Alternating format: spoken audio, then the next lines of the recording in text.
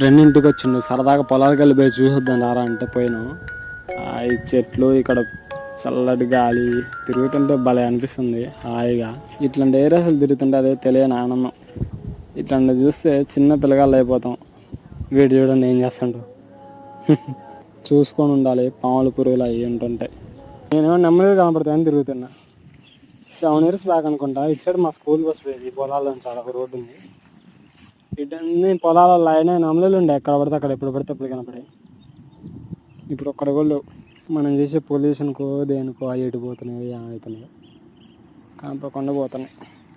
కానీ ఈ చెట్లల్లో పొలాల్లో ఈ గాలికి తిరుగుతుంటే ఏమన్నా ఫీల్ ఉంటుందా?